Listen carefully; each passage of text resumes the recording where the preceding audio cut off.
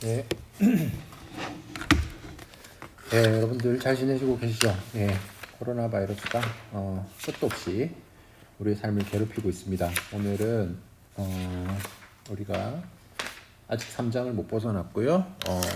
우리가 오늘 다룰 내용은 8편 3-6에 대한 내용을 공부를 하려고 해요.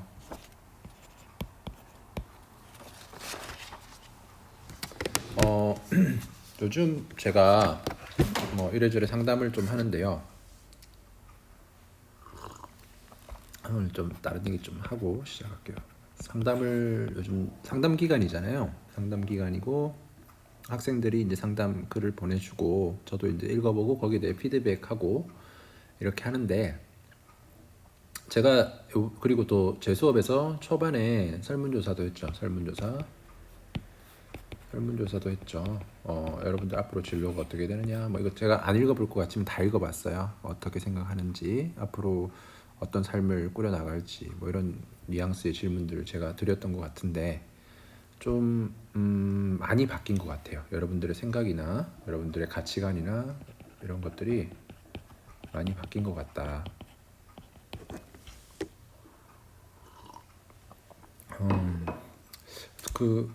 물론 모든 학생이 그렇다는 건 아닙니다. 모든 학생이 다르게 어떻게 생각한다 이런 게 아니라 전반적으로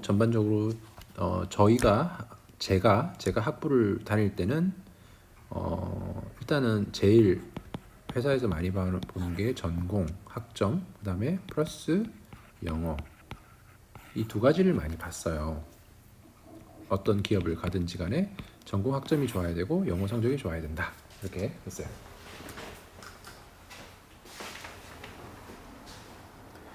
그랬는데 요즘은 보면은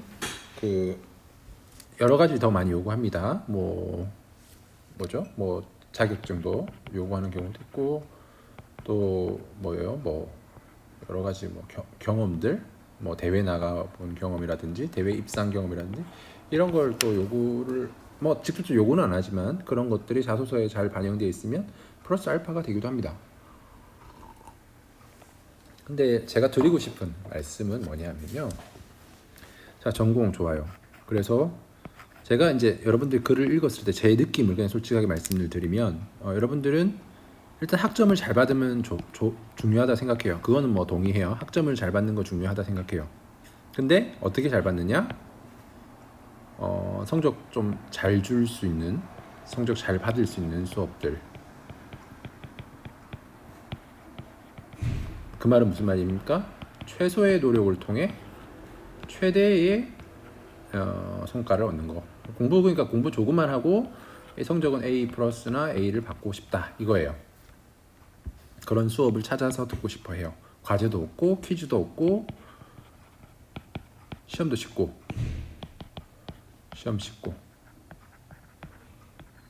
이런 수업을 찾는 것 같아요. 그리고 요즘 그런 것 같습니다. 그렇고 갑자기 생각이 안 나네. 다음 무슨 얘기 하려는지. 하여튼 성적 잘 받는 것에 많이 집중을 한다. 그렇다는 거예요. 근데 성적을 잘 받는 거 좋아요. 성적 잘 받는 거 좋은데 여러분들이 궁극적으로 성적을 잘 받았는데 학점이 예를 들어 4.3 만점에 3.8, 3.7 이렇게 받았어요. 근데 이제 저도 이제 면접위원으로 어디 가기도 하고 평가를 하기도 해요. 이제 가서 면접을 해봐요. 근데 굉장히 이 면접에서는 보통 간단한 질문들을 합니다. 간단한 질문. 예를 들면 연력학 일법칙을 설명해봐라. 이런 거. 그리고 아니면 연력학 2법칙은 또 뭐냐 이런 거 물어볼 수도 있고 또 뭐예요? 베로누 이퀘이션이 뭐냐 이런 것도 물어볼 수 있고 또 우리가 나중에 배우겠지만 레이놀스 넘버가 뭐냐 이런 펀더멘털한 질문을 하지 이 문제를 잘 푸냐 못 푸냐 이거를 평가할 수 있는 것도 안 되고 그리고 그 계산기를 들고 갈 수 있는 것도 아니기 때문에 그런 건 평가를 잘 안 한다고요. 그래서 이런 개념들을 물어보는데 주로 면접에서 물어보는데 학점 성적은 굉장히 좋은데 이런 것들을 대답을 못하는 경우가 상당히 많아요. 그러니까 여러분들이 성적은 성적은 어떻게 잘 봤는데 내실이 없는 거죠. 아는 게 없고. 그렇게 되면은 오히려 학점이 낮은 게 더 나을 수도 있어요. 학점 낮은데 대답은 더 잘하는 학생들, 그런 학생들이 오히려 평가에서는, 면접에서는 더 좋은 점수를 받을 수도 있어요. 그래서 단순히 성적을 잘 받을 수 있는 수업을 찾아서 듣는 거는 별로 좋지 않고, 그리고 여기서 교양 위주로 수업 듣는 학생들도 있더라고요. 기본 전공만 딱 채워놓고 나머지는 교양으로 학점을 커버를 하려고 하는 학생도 있는데, 여러분들 생각해 보세요. 3학년 수업이라고 놔둔 것들 있잖아요. 예를 들면, 자, 내가 진동을 들을 것인가, 내가 열 전달을 들을 것인가, 자, 이거를 고민을 해야 될까요, 말아야 될까요? 고민을 하면 안 되는 거예요. 이거는 진동이랑 열 전달 이런 것들은 여러분들 기계공학을 했다면 당연히 알고 있다고 생각하고 이제 질문합니다. 예를 들면 진동에서 관련된 뭐 컨셉 중에, 뭐 저도 전공자가 아니지만 뭐 공진에 대한 개념을 설명해봐라, 그죠? 공진에 대한 개념에 대해 설명해봐라 했을 때 설명할 수 있어야 될 테고, 그다음에 열 전달에 나오는 개념이 뭐예요? 열 전달이 뭐예요? 메커니즘 세 개가 뭐예요? 전도, 대류, 복사잖아요. 그 개념을 설명할 수 있느냐 없느냐, 그죠? 그리고 핀 설계할 때 어떻게 설계하는 게 열 전달을 율을 높이게 할 수 있느냐, 이런 것들에 대해서 열 전달 수업을 듣지 않고 어떻게 설명할 수 있겠습니까? 그러니까 이런 것들은 들을지 말지 고민의 대상이 아니라고요. 근데 많은 과목이 그래요. 그래서 전공을 많이 들어서 여러분들의 지식들을 차츰차츰 정리해 나가서 여러분들 4학년 졸업할 때는 내가 기계공학을 했으니까 내가 내 말로 기계공학을 설명할 수 있을 정도의 수준까지 올라와줘야 여러분들이 그걸 전공했다고 말할 수 있는 거예요. 제 말뜻이 무슨 뜻인지를 이해하시기 바랍니다. 그러니까 여러분들이 단순히 내가 이 학점을 땄고, 내가 이 3학점 중에 A를 땄고, 뭐 이런 것들이 중요한 게 아니라, 이 학점을 뭐 비록 B+를 받았더라 하더라도 이런 것들이, 이런 내용들이 하나의 스토리로 내 머릿속에 잘 정리되는 것들, 그런 것들을 위해서 여러분 노력하셔야 되고, 그리고 여러분들 실력을 쌓기 위해 더 조금 챌린징하지만 많이 배울 수 있는 수업들을 많이 들으셔야 돼요. 그죠? 여러분들 자소서 쓸 때 쓸말 별로 없거든요. 자기소개서 쓸 때 별로 쓸말 없어요. 결국 그럼 뭘 가지고 쓰게 되냐면, 학교 다니면서 챌린징 했던 노력들, 고민했던 것들, 그런 것들이 자소서에 얼마나 잘 묻어나고 녹여내고 하는 것들이 필요한 거예요. 근데 내가 교양 위주로 들었어요. 그럼 이거 가지고 무슨 얘기 하겠어? 나는 음악의 이해를 열심히 들어서 음악에 대해서 기공학 쪽 뽑는데 그런 거를 물론 참고는 하겠지만 그게 중요한 건 아니잖아요. 무슨 말인지 아시겠죠? 그래서 여러분들 물론 학점 관리 잘 하셔야 됩니다. 학점 관리 잘 하셔야 되지만 겉으로 보이는 그 점수보다 더 중요한 거는 여러분들이 가지고 있는 실력이에요. 그 실력을 키우는데 애를 쓰셔야 된다는 겁니다. 물론 대부분 학생들이 잘 하고 있겠지만 제가 느끼기에는 어쨌든 요즘 최근에 학생들의 어떤 트렌드가 학점만 잘 받자, 나머지 시간은 자격증 따는데 올인하겠다, 학점은 어느 정도 받고 나머지 자격증 따는데 올인하겠다, 뭐 더 어려운 수업 안 듣겠다, 이런 트렌드가 좀 있는 것 같아서 여러분들 그렇게 하시면 결국 여러분들 경쟁력이 별로 없을 거예요. 그래서 그런 잔소리를 좀 하고 오늘 이 수업을 좀 진행하도록 하겠습니다. 네, 잔소리 그만하고, 자, 우리는 유체역학 수업이니까, 학부 2학년 2학기니까 아직 우리에게 남은 시간이 많으니까, 아직 2년이라는 시간이 남았잖아요. 물론 재수강하는 학생들은 해당 사항이 없겠지만 지금 이 수업을 처음 듣는 2학년 2학기 학생들은 아직 우리에게 2년이라는 시간이 남았으니까 나머지 시간을 어떻게 보내느냐가 여러분 앞으로 인생을 결정하는 데 중요한 포인트가 됩니다. 그래서 여러분들 자기의 인생을 잘 설계하시기를 바랍니다. 자, 오늘 부력과 안정성에 대한 얘기를 할 텐데, 부력이 뭐냐?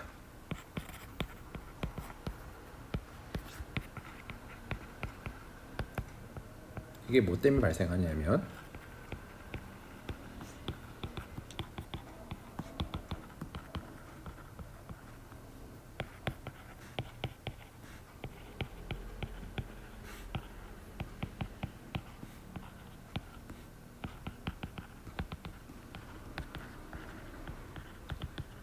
자, 우리가 지난 시간에 뭐에 대해서 설명했습니까? 어떤 해수면에서 물에서 깊이 들어가면 들어갈수록 뭐가 높아진다 그랬습니까? 압력이 증가한다 그랬어요. 압력이 P0 플러스 로 GH와 같이 이게 H라고 하면 그 깊이만큼 증가한다고 그랬어요. 그죠? 그 얘기를 했어요. 지난 시간에 그거에 대해 설명했었습니다. 여러 번 이제 얘기해서 충분히 이제 받아들일 수 있을 거라 생각하고요. 자, 어떤 여기 물체가 있는데 이런 플랫하고 이런 플랫한 이런 물체가 있다고 봅시다. 이 플랫한 물체의 두께는 H라고 하고 이 물체의 깊이는 S라고 할게요. 자, 위쪽 면에 작용하는 압력은 P1이라고 하고 아래쪽 면에 작용하는 압력은 뭐예요? P2죠. 자, 어떻습니까? P2가 커요? P1이 커요? P1과 P2를 비교하면 뭐가 더 큽니까? P2가 더 커요. 그죠? 왜냐하면 깊이 들어가면 들어갈수록 압력이 높아지니까. 그래서 P1을 이제 쓰면 로 이때 압력은 뭐에 대한 지금 물체에 대한 밀도가 아니라 유체에 대한 밀도 로 GS P1은 로 GS가 되죠. S 깊이만큼 들어갔으니까 로 GS가 돼요. 그러면 P2는 어떻게 됩니까? 로 F에 G에 S 플러스 H가 돼요. H만큼 더 들어갔으니까 이렇게 됩니다. 자, 이 압력 차이에 의해서 발생하는 힘이 뭐라고 했어요? 그게 이 유체의 깊이에 대한 압력 차이에 의해서 발생하는 힘이 뭐라고 그랬습니까? 부력이라고 그랬어요. 부력. 그럼 이 부력은 결국 빼기 뭐가 된다?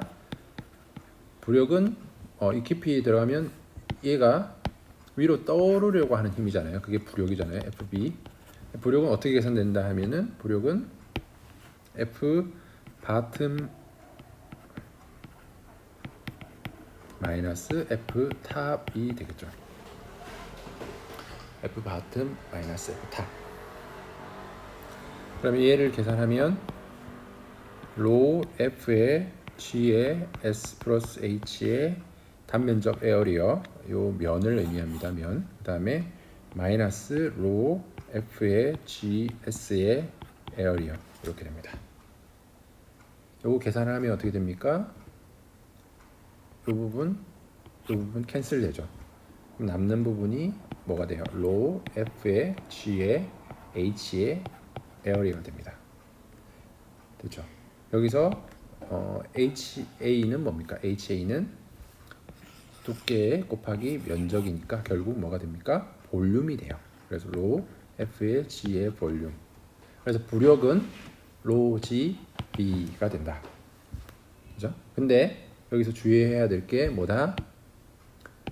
물체의 밀도가 아니라 물체가 지금 이게 솔리드라고 하면 솔리드의 밀도 이게 솔리드의 밀도인데 이 솔리드의 밀도가 아니라 둘러싸고 있는 유체의 밀도이다. 그래서 이게 중요한 거예요. 유체의 밀도. 그래서 부력은 로 F G B로 계산이 된다. 부력이다. 괜찮습니까? 우리가 이 물체의 중력은 뭐예요? 중력은 이 물체의 중력은 F 그래비티는 뭡니까? 로 S에 솔리드니까 로 S에 G에 V 이게 중력이죠. 그죠? 이게 중력 그래비티에 의한 포스 이거는 보이언시에 의한 포스 이 두 포스가 이렇게 계산이 될 수 있다. 근데 여기서 차이가 뭐다? 다시 한번 강조하지만 밀도의 값이 하나는 부력은 유체의 밀도 그 다음에 중력은 물체의 밀도 고체의 밀도를 의미한다 하는 겁니다. 그래서 다시 정리를 하면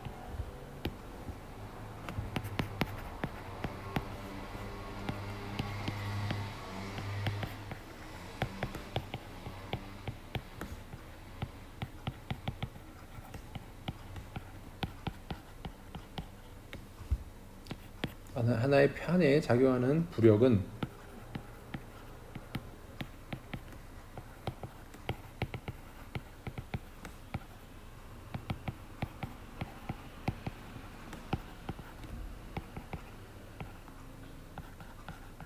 어떠한 무게랑 같은데 어떤 무게랑 같다? 플레이트로 인해 뭐랑 같다? 뭐랑 같다?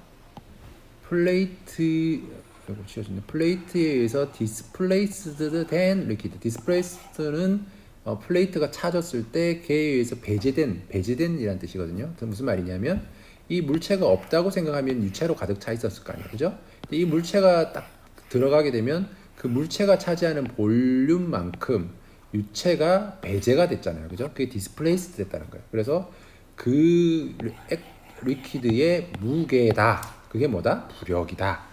그 부력은 weight of liquid displaced by plate라는 거예요. 무슨 말인지 이해되셨으면 좋겠네요. 자, 만약에 어떤 물체가 해수면에서 들어갔는데 이 솔리드가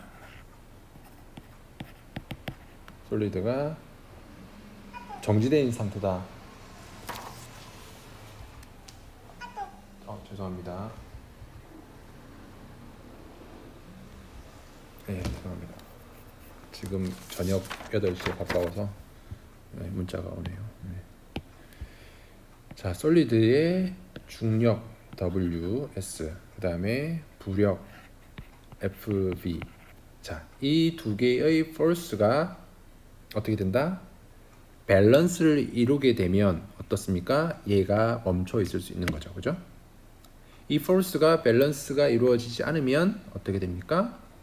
얘가 떠오르거나 가라앉거나 그래요. 근데 이게 밸런스를 이룰 수 있는 상황은 뭡니까? 어떤 경우에요? 아까도 얘기했지만 부력은 뭘로 계산된다고 했으며 로 플루이드의 GV로 계산된다고 WS는 로 솔리드의 GV로 계산된다고 그랬어요.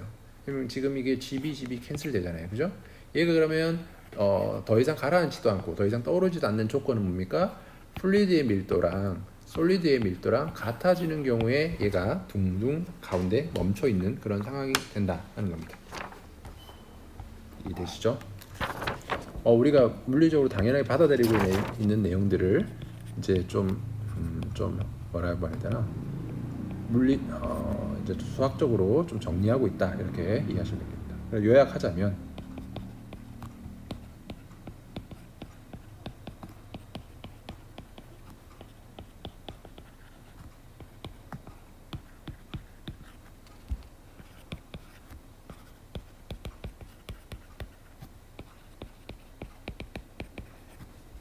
좀 길입니다. 그냥 받아 쓰시면 될 것 같아요.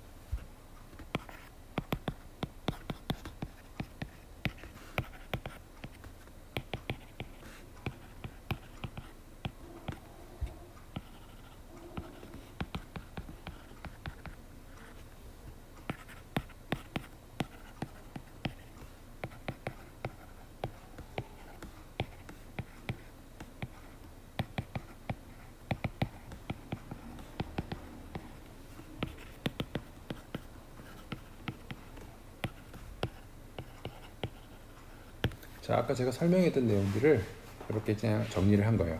이게 누가 이 얘기를 했냐? 누가 했겠습니까? 여러분들이 그 물리책에서 많이 봤던 누구?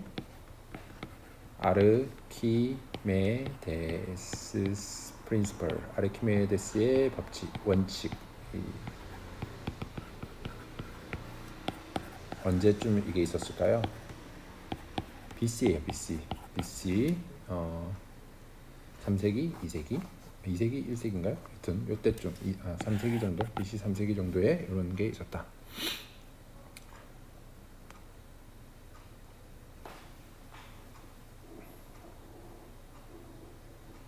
자, 그래서 다시 말하면 이 내용이 뭐냐면 부력이라는 거는 뭐냐?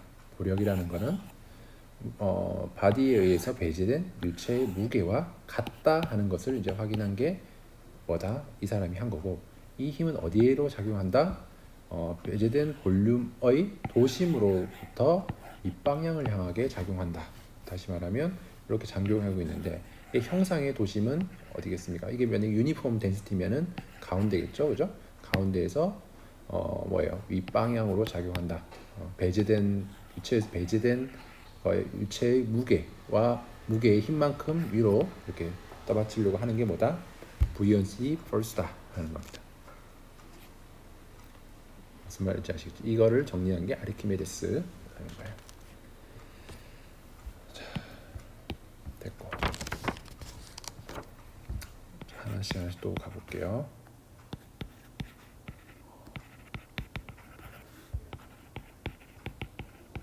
떠 있는 물체 이만큼 떠 있어요. 떠 있고 플로팅이란 말이 떠 있다는 뜻이잖아요. 플로팅 바디 해수면에 이렇게 떠 있어요. 물체가 떠 있어요. 자, 이때는 부력의 중심과 그다음에 중력의 중심인 서로 같지 않죠. 왜냐하면 뭡니까? 중력이라는 거는 물체의 센트로이드에 작용하고 그 걔가 아래쪽으로 잡아당기는 힘, 그게 그래비티, 중력이지 않습니까? 근데 부력이라는 건 뭡니까? 뭐라고 그랬어요? 아까 설명에서 보면 배제된 유체, 그러니까 얘 물체가 들어섬으로 인해서 이만큼의 유체가 배제가 됐잖아요. 그래서 이만큼의 유체만큼 배제된 얘의 무게가 위쪽 방향으로 작용하는 거, 걔가 부력이라고 그랬잖아요. 그래서 부력이라는 놈은 여기에 얘의 도심이 어딘지 모르겠지만 목이라고 치면 이 도심에서 위쪽 방향으로 작용하는 걔가 뭐다? 부력이다 하는 겁니다. 이때는 두 점이 일치하진 않겠죠. 자, 이때도 만약에 이게 스태틱 스테이트다 하면 폴스 밸런스를 이루고 있다는 거죠. 정지된 상태라고 하면 부력과 그래비티가 밸런스를 이루고 있는 상황이다 라고 하면 여기서 부력은 어떻게 계산이 되겠습니까? 부력은 로 유체의 밀도 그 다음에 그래비티 곱하기 뭐예요? 잠겨있는 이 부분에 대한 볼륨 서브가 되는 거죠. 그 다음에 중력은 뭐예요? 로 솔리드죠. 그 다음에 그래비티의 전체 바디의 볼륨이 돼요. 그죠? 그럼 요거를 관계식을 정리를 하면 어떻게 됩니까? 그래비티는 서로 날아가고 밀도를 이렇게 나누기를 하면 로 S는 결국 뭐가 됩니까? V의 서브 오버 뭐가 되냐면 V의 바디의 관계가 얻어집니다. 자, 확실히 우리가 알고 있는 사실은 뭡니까? 잠겨있는 볼륨의 나누기 전체 바디는 1보다 어떻게 돼요? 작죠? 작아요. 이 사실을 통해서 알 수 있는 사실은 지금 이게 로 S가 로 바디잖아요. 로 바디가 로 플루이드보다 어떻다? 작다 하는 사실을 알 수 있다. 만약에 이게 이렇게 둥둥 떠 있는 경우는 어떤 경우다? 물체의 밀도가 유체의 밀도보다 작으면 물체의 밀도가 유체의 밀도보다 작으면 둥둥 뜬다. 당연한 사실이죠. 그죠? 그렇게 우리가 경험적으로 알고 있는. 그래서 우리가 수영을 하면서 우리가 물에 뜰 수 있는 이유는 뭐다? 우리의 바디의 밀도가 유체의 밀도보다 낮기 때문에 둥둥 뜰 수 있는 거죠. 여기까지 괜찮습니까?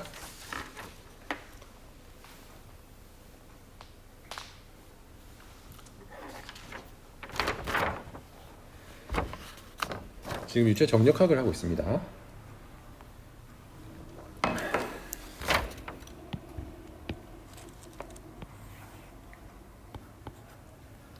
오늘은 좀 덥네요. 예, 더운 것 같습니다. 자, 수면에 유체가 있는데, 자, 다시 말하지만 이렇게 물체가 가운데 이렇게 걸쳐 있다. 아까 어떻게 됐어요? 이렇게 걸쳐 있는 경우는 어떤 경우라 그랬어요? 아까 설명을 한번 한 것 같은데, 어떤 경우? 유체의 밀도와 솔리드의 밀도가, 바디의 밀도가 같을 때 로 바디와 로 플루이드의 밀도가 같을 때 이렇게 멈춰 있을 수 있다. 멈춰 있단 말은 영어로 suspended라는 표현을 쓰거든요. 매달려 있다는 뜻이잖아요. 이렇게 돼 있다 그런 거예요. 만약에 얘가 가라앉는 상황이라면 어떻게 됩니까? 가라앉는 상황이다라고 하면 로 바디와 로 플루이드의 관계가 어떻게 돼야 됩니까? 이런 경우는 반드시 로 바디가 로 플루이드보다 클 때 싱킹이 일어나는 겁니다. 가라앉는 현상이 일어나는 겁니다. 우리가 다 경험적으로 다 알고 있는 사실을 그냥 수학적으로 정리하고 있는 거라고 했어요. 네, 그렇죠. 여기까지 이제 설명을 했습니다. 여러분들 책을 좀 제가 같이 보면서 얘기를 할게요.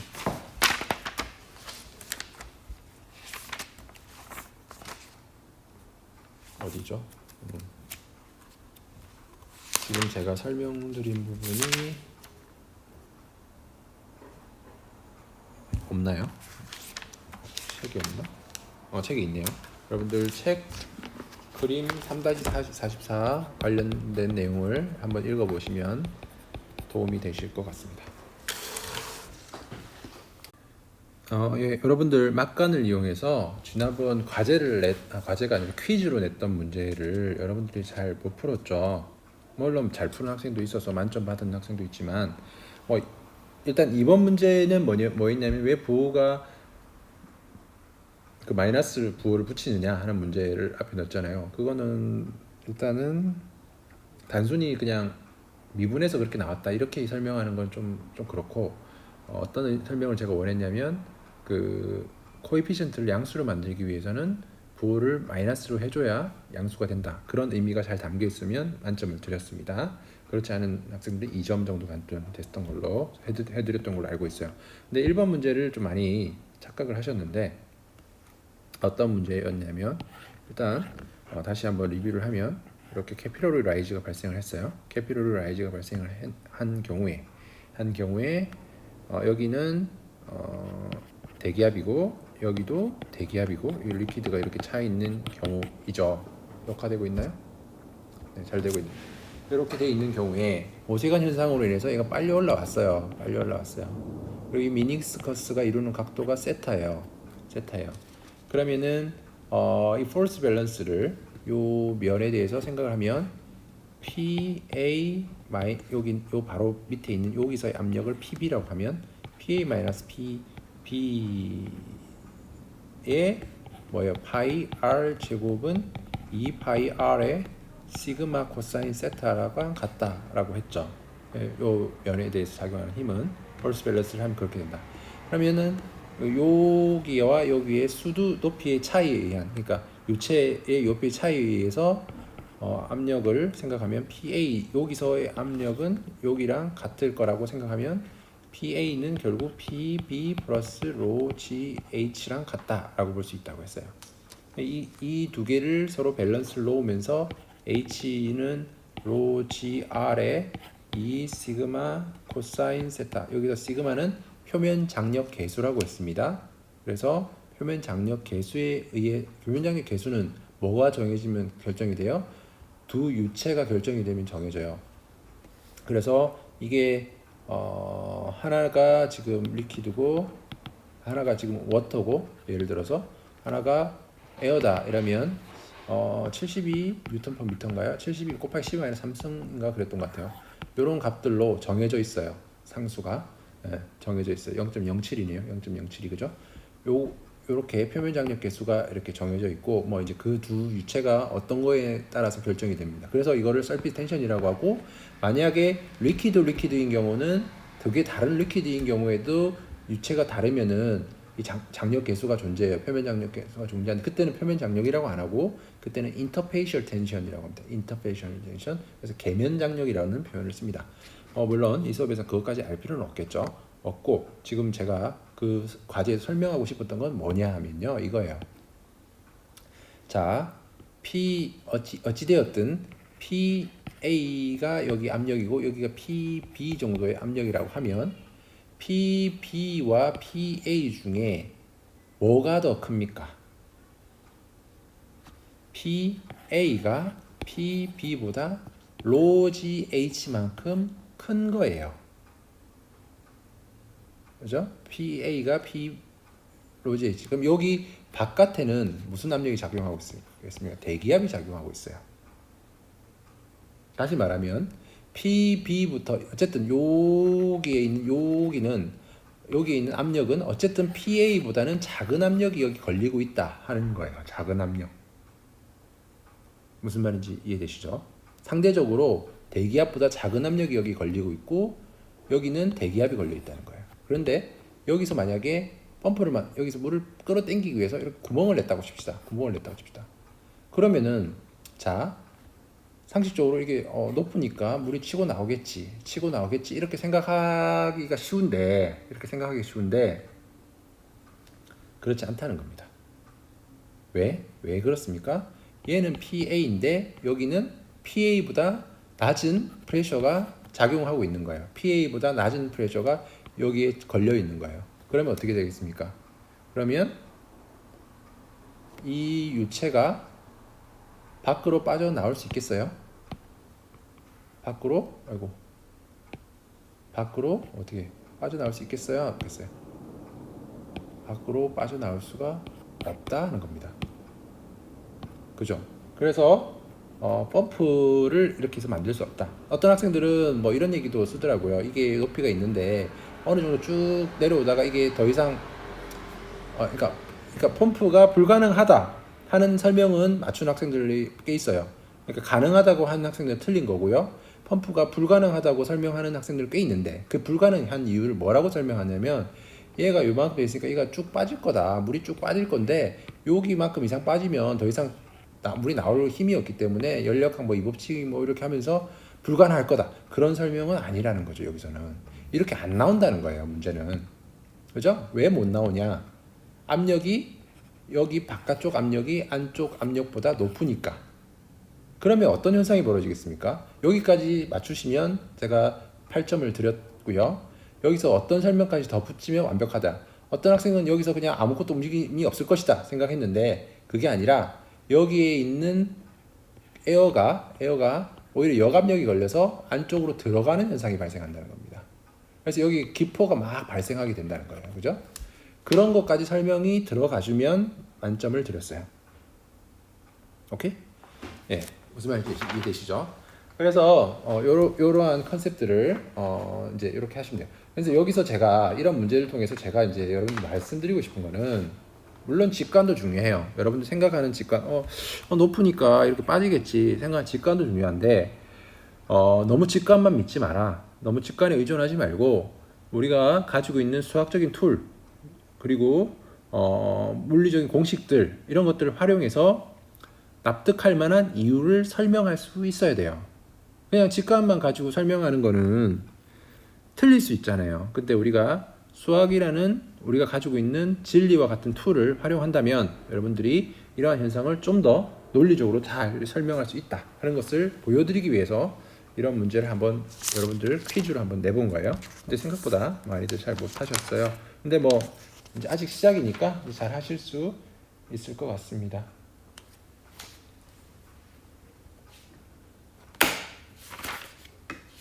어디 할 차례죠? 여기까지 설명을 했고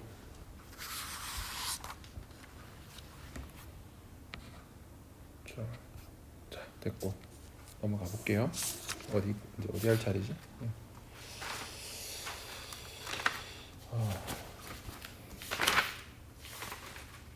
그리고 어떻게 여러분들이랑 상의를 할까 말까 고민을 하고 있는데 일단 학과에서는 혼합 강의를 할 거면 해봐라 이런 얘기를 하더라고요. 혼합 강의를 하려면 해라 이런 얘기를 하는데 모르겠어요. 혼합 강의를 하는 것보다 저는 개인적으로 완전히 대면을 하면 좋겠어요. 완전히 대면. 그러니까 우리 67명이거든요. 그래서 우리가 강의실이 큰 데가 130명 들어가는 강의실이거든요. 우리가 108호. 그러니까 그 강의실에서 뛰어서 앉으면 안 되냐 이렇게 제가 얘기를 해봤는데 안 된대요.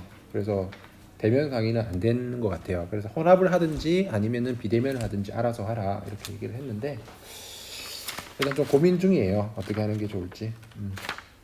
고민 중인데 혹시 여러분들 의견이 있으면 이메일로 편하게 나누어 주시면 좋을 것 같아요. 됐죠? 네, 넘어가볼게요.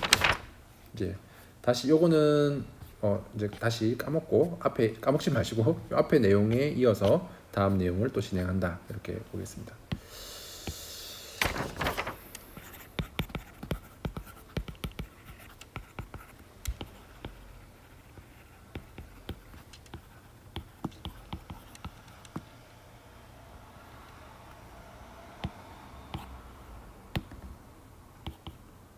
왜 이래?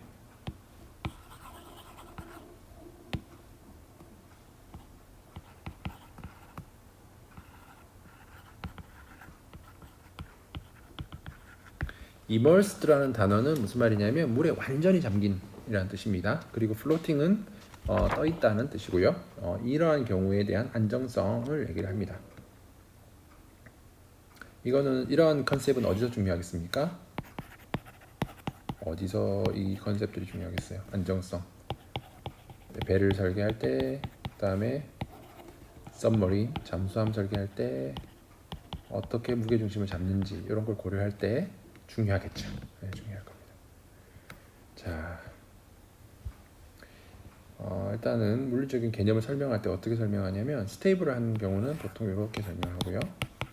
볼이 있는데 약간의 충격이 가해진다고 하더라도 얘가 왔다 갔다 하다가 다시 원점으로 돌아옵니다. 이러한 경우를 스테이블하다고 하는 거고, 그 다음에 어떤 면에 이 공이 있는데 왼쪽 오른쪽 자극을 줬을 때 새로운 위치에서 다시 스테이블한 위치를 잡게 되겠죠. 이런 거를 뉴트럴리 스테이블하다라고 합니다. 마지막으로 뒤집어져 있는 곳에서 볼이 이렇게 있다. 얘는 어떻습니까? 잠깐 이렇게 있을 수 있지만 살짝 밀어버리는 순간에 한쪽으로 가버리겠죠. 이런 경우를 C1이라고 unstable이라고 하는 거죠. unstable, 불안정하다. instability, unstable. 약간의 변화에도 이 형상을 유지 못하는 equilibrium state를 unstable하다라고 하는 거예요. 이제 잠수된 경우, immersed된 경우를 좀 얘기해 볼게요. 어떤 고체가 있는데 이 고체가 유체에 담겨 있어요.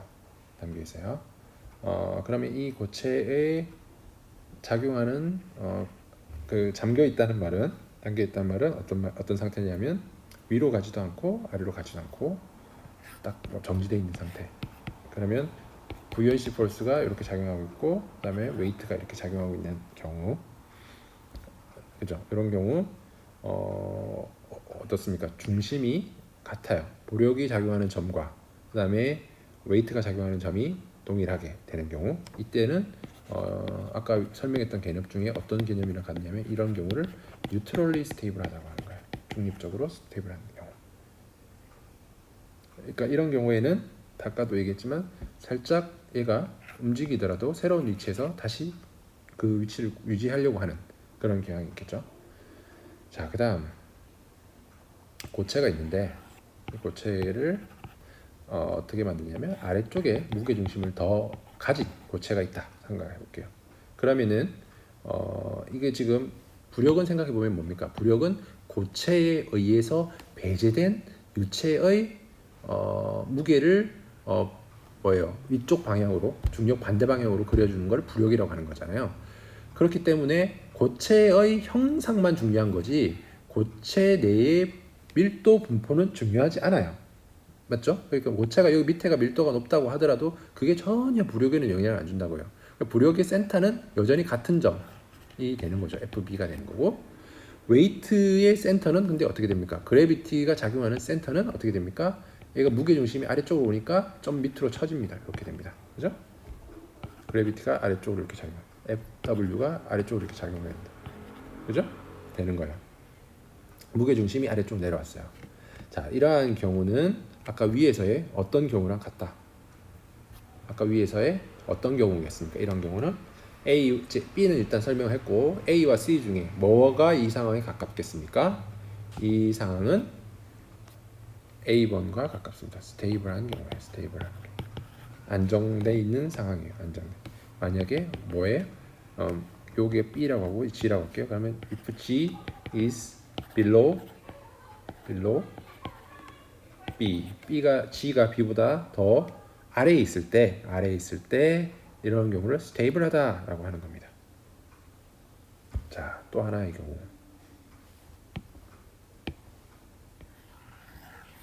하나의 고체가 있는데 고체의 밀도가 위쪽이 더 이렇게 분포되어 있는 경우, 고체 밀도 위쪽이 분포되어 있는 경우, 아까 말씀드린 것처럼 부력의 중심점은 그대로 갑니다. FB는 이렇게 작용하고 있고, 다만 그래비티의 포인트가 위쪽으로 치우쳐지죠. 그죠? W가 이렇게 돼요. 그죠? 이러한 경우는 마지막 남은 어떤 경우? 언스테이블하다. unstable if G is the above B 이렇게 되는 거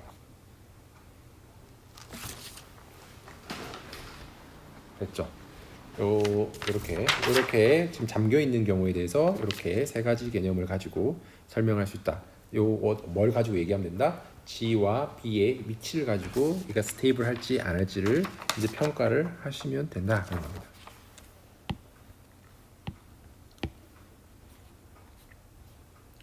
이제 플로팅 바디를 좀 설명해 볼게요. 플로팅 바디스.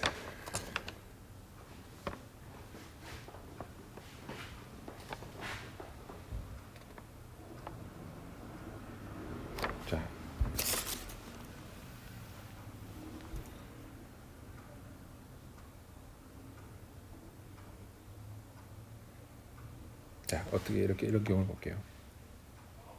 플로팅 바디가 이렇게 있는데 물에 일부 이렇게 잠겨 있어요. 이렇게 잠겨 있는 이런 배가 있다라고 볼게요. 그러면 자, 이 배의 아까 우리가 공부했던 개념을 생각하면 어떻습니까?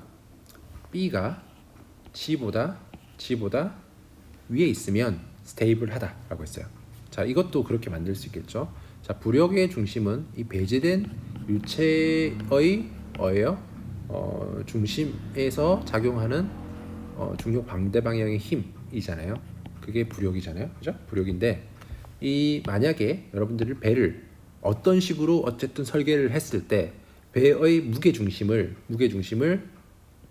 아래쪽에 놓게 된다면 G를 놓게 된다면 어떻습니까? 스테이블해지는 거죠. 그러면 이럴 때는 무조건적으로 G가 B보다 낮으면 무조건적으로 스테이블해지는 거예요. 그래서 배를 설계할 때 여러분들이 배에다가 평형수를 넣는 이유가 뭐예요? 평형수 배 아래쪽에다가 물을 가득 담아서 어떻게 했습니까? 무게의 중심을 아래쪽으로 낮추는 이유가 뭐 때문이다? 이 안정성을 높이기 위해서. 그래서 배가 뒤집어지는 이유는 평형수를 짐을 많이 싣기 위해서 평형수를 줄인다든지 하는 일을 하게 되면 배가 뒤집어지기, 전복되기 쉬워지는 상황이 되는 거죠. 무슨 말인지 이해되시죠? 자, 오케이.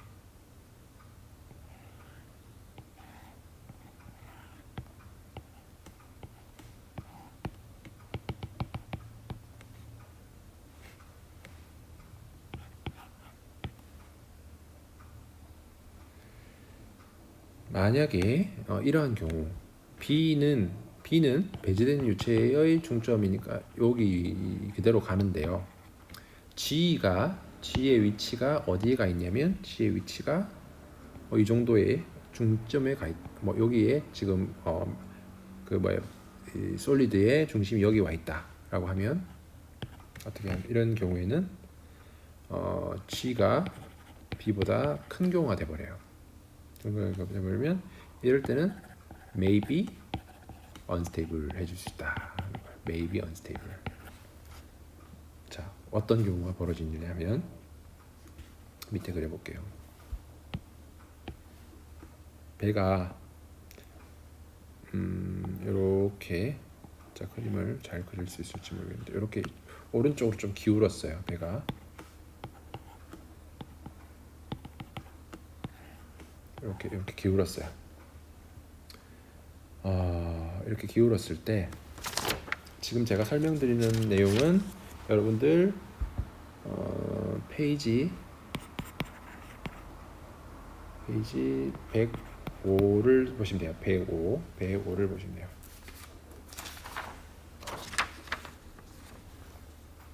이런 경우에 보시면 자, 이 시메트리 라인 자 그래비티가 작용 시메트리 라인을 이렇게 배에 대해서 그려볼게요. 시메트리 라인 배를 대칭으로 이루는 라인을 이렇게 그려볼게요. 시메트리 라인 있고 기울어진 데 시메트리 라인 있고 중력이 어디쯤 이게 배가 이렇게 있죠. 있는데 여기 센터가 G가 이렇게 작용한다. G가 이런 경우 그리고 부력이 요쯤에 부력의 중심 지금 그림을 잘 못 그렸지만 어쨌든 이 배제된 유체의 중심이 여기라고 합시다. 여기라고 하면 어떻게 되냐면 이렇게 부력이 작용하고 있겠죠. 이렇게 작용. 그림을 잘 못 그려서 그런 거예요. 이 부력의 중심은 배제된 유체의 중심이라고 보시면 돼요. 자 이렇게 됐을 때 어떻습니까? 이렇게 되면은 어떤 현상이 벌어지냐면 자 얘는 배는 현재 어디로 기울어지려고 합니까? 오른쪽으로 기울어지려고 하는데 지금 이 지금 힘 자체는 어디로 작용한다? 힘 자체는 이렇게 회전하려고 하는 힘이 생기는 거죠. 이렇게 들어가고 이렇게 들어가니까 얘가 이렇게 회전하려고 하는 힘이 생기는 거예요. 그래서 이렇게 오른쪽으로 기울지만 얘가 다시 회복되려고 하는 힘이 생기는 이런 경우가 되는 거예요. 이거를 어떤 식으로 평가를 하냐면 여기 부력이 작용하는 라인을 쭉 연결시키고 그 다음에 얘가 시메트리 라인이랑 만나는 점 이거를 뭐라고 부르냐면 메타센터라고 합니다. 메타센터. 그리고 얘를 M이라고 불러요. M. 그래서 이 GM이 뭐예요? 파지티브이면 스테이블하다고 하는 거예요. 파지티브란 말은 무슨 말입니까? M이 G보다 M is the above 어디? M이 G보다 위에 있으면 이런 경우는 스테이블하다라고 보는 거예요. 됐죠? 무슨 말인지 이해되시죠? 그러니까 제가 말씀드린 게 약간 기울었을 때 그럴 수 있다는 거예요. 근데 얘가 좀 많이 기울어지는 경우는 어떤 일이 벌어질 것인가? 약간 기울어지는 경우에는 스테이블 할 수 있다는 거예요. 배가 다시 원래대로 돌아오려고 하는 힘이 모멘트가 걸린다는 거고 얘가 좀 더 많이 기울어지는 경우를 보면 이렇게 많이 기울어지는 경우를 보면 G가 이렇게 G가 작용하고 M이 B가 이렇게 작용하는 거고 B가 이렇게 작용하고 G가 이렇게 작용하는 거고 이런 경우는 여기 시메트리 라인을 아까와 똑같이 시메트리 라인을 그려보면 시메트리 라인은 이렇게 그려지겠죠. 시메트리 라인이 G를 지나가는 시메트리 라인이 그려질 때고 이 B로부터 시메트리 라인에 내린 이 점이 뭐가 됩니까? M이 되는 거예요. M. 근데 여기서 보면은 GM은 이제 음수가 되게 되고 그다음에 M이 어떻게 된다? 더 below G인 상태가 되는 거예요. 근데 이때는 무슨 일이 벌어지냐면 어떻습니까? 얘가 위로 가고 아래로 가니까 반대 방향으로 회전하려고 하는 힘이 생겨요. 그러니까 얘는 배가 지금 이렇게 기울어지고 있는데 이쪽 방향에 모멘트가 더 걸려버리는 거예요. 그러면은 어떻게 돼요? 배가 완전히 뒤집어져 버리겠죠. 그죠? 그러면 이런 경우에는 완전히 언스테이블한 상황이 벌어진다. 그러니까 어떤 지점까지는 배가 기울어지면서 어떤 지점까지는 뭐예요? 스테이블하게 다시 돌아오려고 하는 복원력이 생기는데 어느 지점 이상으로 넘어가 버리면 배가 완전히 뒤집어져 버리는 언스테이블해지는 경우야. 근데 이걸 어떻게 평가하느냐? 이 GM의 디스턴스로 평가를 한다 하는 겁니다. 그래서 이 GM이 크면 클수록 어떻게 된다? more stable하다 하는 거예요. 배가 더 안정적이다 하는 거고 하는 거예요. 무슨 말인지 이해되시죠? 그리고 GM이 0보다 크면 아까 말했던 M이 G보다 위에 있으면 결국 걔는 스테이블해지고 GM이 0보다 작다. 다시 말하면 M이 G보다 아래쪽에 있으면 언스테이블해진다 하는 얘기를 하고 있는 겁니다. 자, 이러한 상황을 어떻게 설명할 수 있냐면 이제 스테빌리티 관점에서는 이렇게 설명하는 거예요. 볼이 가운데 있는데 자, 조금 쳐서 왔다 갔다 하는 정도까지는 small perturbation이죠. small perturbation에서는 얘는 어떻게 됩니까? 스테이블해요. 스테이블한 상태인데요. 근데 얘가 좀 많이 perturbation을 주게 되면 어느 시점에 얘를 지나서 툭 떨어져 버릴 수 있죠. 툭 떨어져 버릴 수 있어요. large perturbation에서는 unstable해진다. unstable. 자, 그래서 이렇게 잠겨 있는 거, 떠 있는 거 경우에 대해서 이렇게 나누어서 이제 쭉 설명을 좀 드렸습니다. 이해되시나요? 여기까지 한번 설명을 드렸고 여기까지 해서 3-6 내용이 끝났어요. 3-6 내용이 여기까지 해서 끝났으니까 관련된 문제가 혹시나 있다면 한번 풀어보시기 바라요. 별로 없네요. 근데 문제가 예제는 별로 없고 여러분들 연습 문제로 통해서 한번 풀어보시면 좋을 것 같습니다.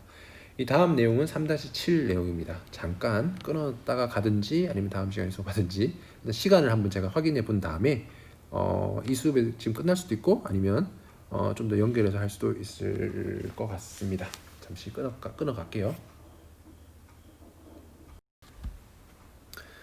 예, 제가 녹화해 놓고 보니까 시간이 좀 남아서 진도를 더 나가야 될 것 같습니다. 3-6까지 내용을 이제 저희가 다 다뤘고요. 갑자기 좀 3-7로 오면서 여러분들 이제 드디어 수학적인 것들이 좀 더 이제 부각이 됩니다. 유체역학의 맛이 조금씩 올라오고 있어요. 유체역학은 여러분들이 공학수학에서 배웠던 미분 방정식을 마음껏 활용하는 수업 중에 하나입니다. 그리고 유체역학만큼 공학수학을 많이 활용하는 게 없는 것 같아요. 저 같은 경우에는 대학원 공부까지 다 마쳤잖아요. 거의 안 쓰이는 게 없어요. 복소수 같은 경우에도 다 쓰고요. 그 다음에 뭐 있을까요?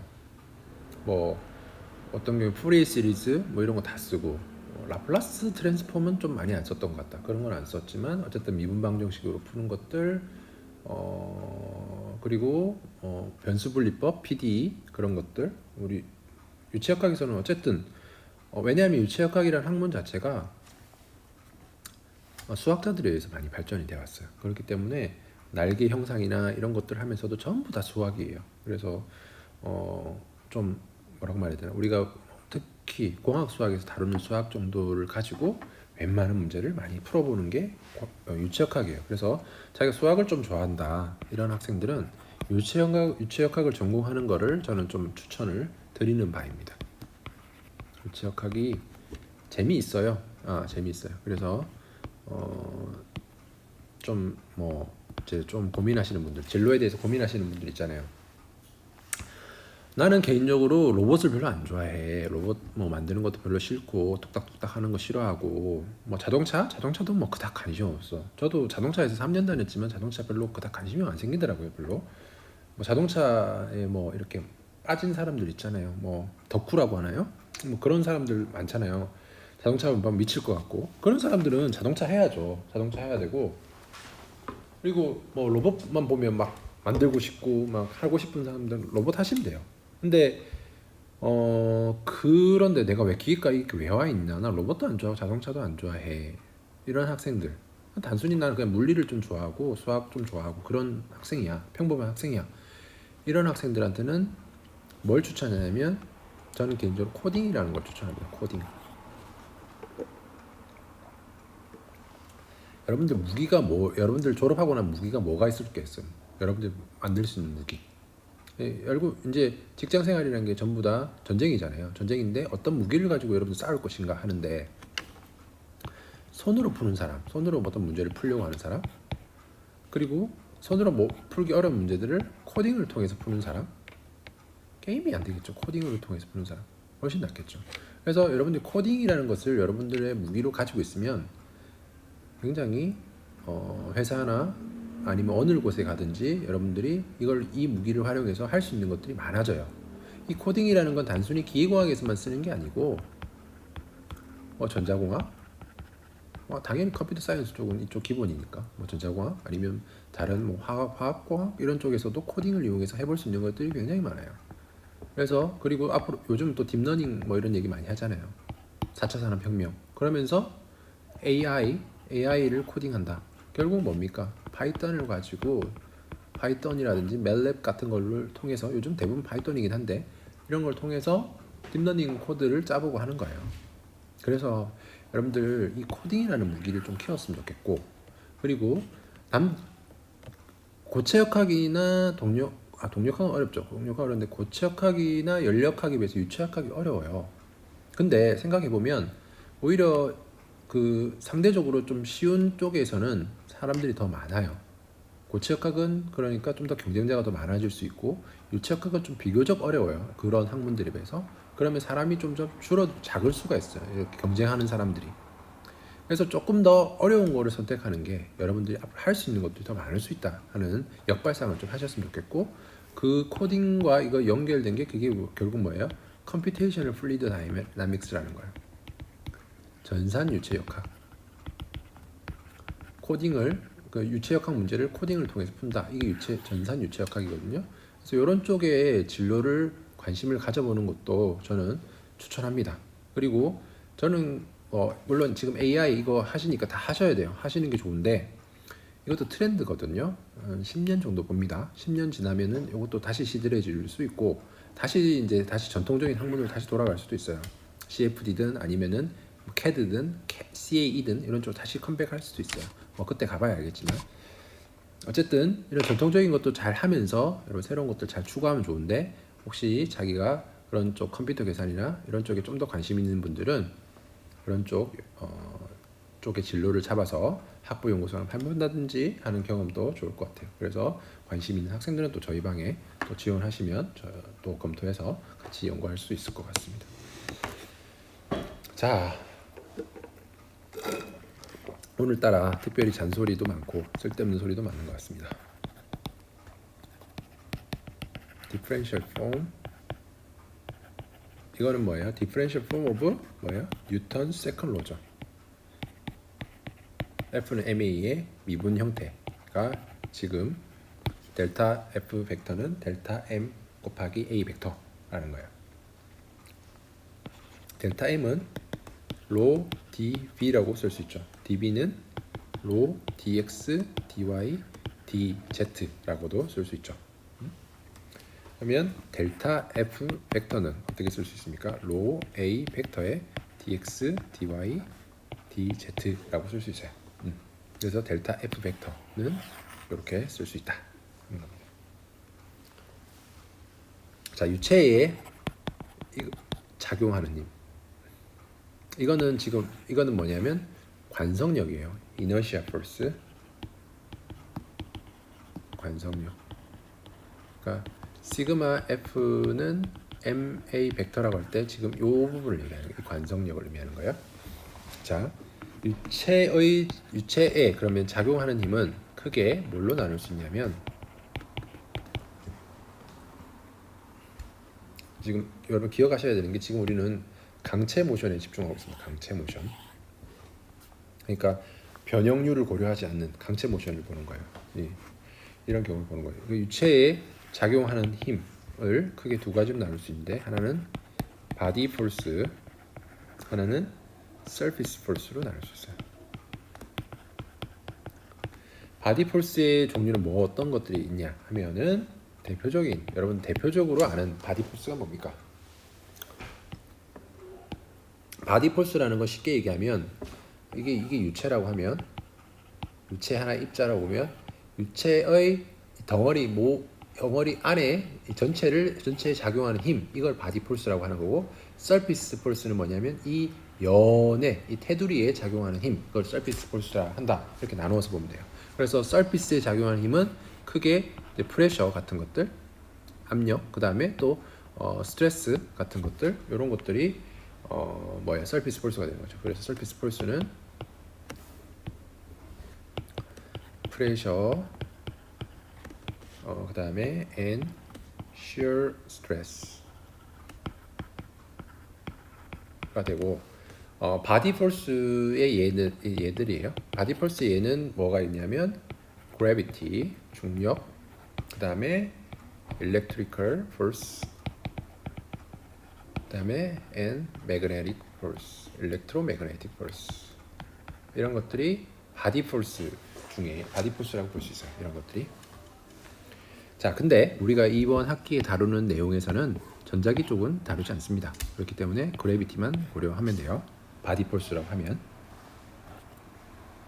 물론 나중에 여러분들이 연구를 하면서 일렉트리컬 매그네틱 폴스를 고려해야 되는 경우가 생기겠죠. 그러면 그런 쪽 힘들을 고려해서 문제를 푸시면 됩니다.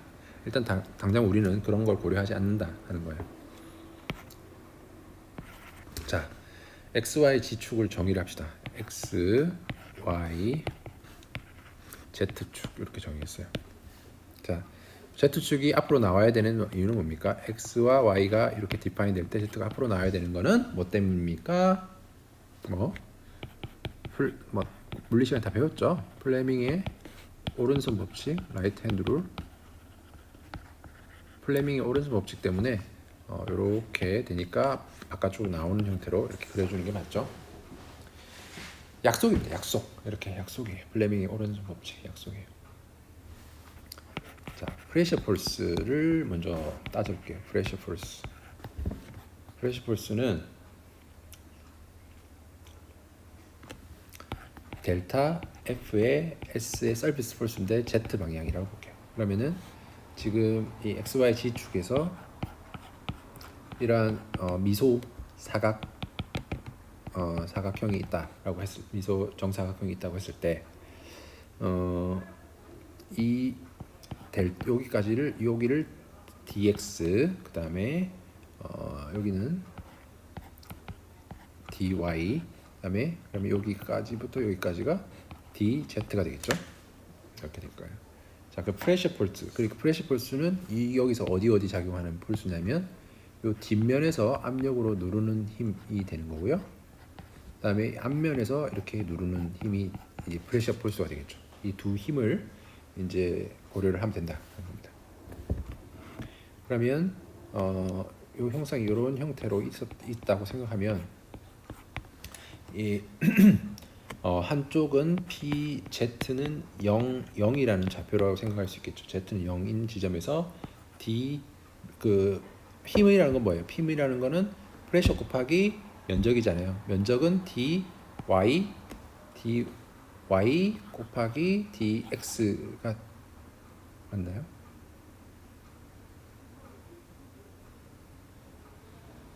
dy 맞죠? dy 곱하기 dx야 이 면적이 되잖아요. 그죠? dy 곱하기 dx 이렇게 됩니다. 그럼 이게 뒤쪽에 작용하는 힘이 되고, 자, 앞쪽에 작용하는 힘은 이게 뒤쪽 면에 작용하는 surface force가 되고, 자, 앞쪽에 작용하는 힘을 이제 생각을 해야 되는데, P가 Z는 어디일 때? DZ일 때를 얘기하는 거예요. Z가 DZ일 때. 이때는 Z는 0에서부터 approximation을 한다라고 생각하면 어떻게 하면 되냐면 PZ는 0부터 어떻게 한다?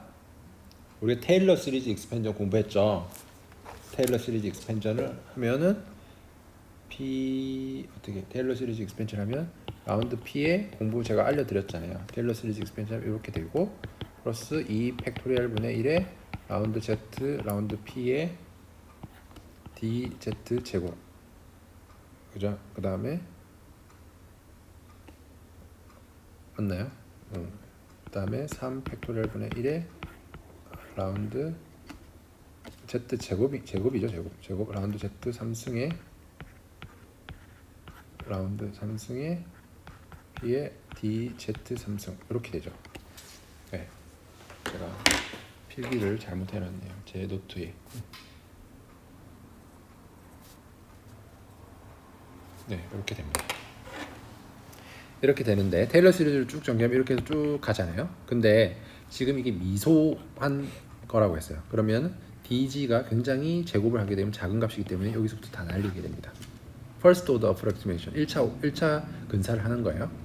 그러면은 이 면에 작용하는 압력은 요만큼이 되는 거고, 얘가 어디다가 작용한다? 어디에 작용한다? dy의 dx만큼의 면에 작용하는 힘이 되는 겁니다. 그러면은 우리가 알고 싶은 거는 델타 FSZ인데 얘는 어떻게 됩니까? PZ는 0에 dy dx 빼기 요거, PZ는 0에 dx dy 그 다음에 마이너스 라운드 P에 라운드 Z에 dz dx dy 이렇게 됩니다. 자, 그러면은 어떻게 됩니까? 요거 같은 값이죠. 캔슬돼요. 그러면은 요 작은 dz의 차이로 인해서 발생하는 압력으로 인한 힘의 차이는 어떻게 된다? 마이너스의, 너무 색깔을 저런 걸로 하나요? 여러분들 반드시 저랑 같은 색깔 쓸 필요 없습니다. 그러면 여러분들 펜을 너무 많이 사야 되니까 dx, dy, dg 이렇게 됩니다. 됐죠? 자, 이런 식으로 해서 z 방향에 대해서 미소 힘의 변화량을 이렇게 구할 수 있고, 그럼 델타 fs의 x는 뭐 똑같이 해보면 이렇게 된다는 거예요. 라운드 x의 dx, dy, dg가 되고, 그 다음에 델타의 f의 s의 y는 마이너스 라운드 p의 라운드 y의 dx, dy, dg가 된다는 겁니다. 그러면은 전체 서피스 폴스는 어떻게 됩니까? 결국 델타 fs의 x의 x 방향 벡터, 그 다음에 델타 f의 s의 y의 y 방향 벡터 플러스 델타 fs의 z의 z 방향 벡터 하면 되고, 요 성분들을 여기다 가져와서 작성을 해준다 생각하면 얘는 결국 마이너스 라운드 p의 라운드 x의 i 플러스 라운드 p의 라운드 y의 j 플러스 라운드 p의 라운드 z의 k 이렇게 되고, dx, dy, dg로 이렇게 쓸 수 있습니다. 됐죠?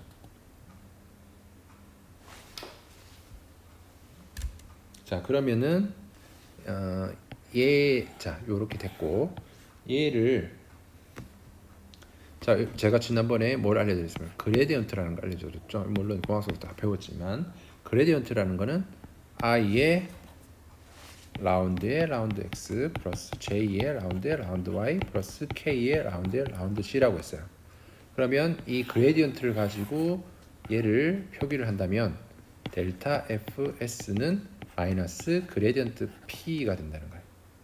그 다음에 얘 dx, dy, dz가 된다.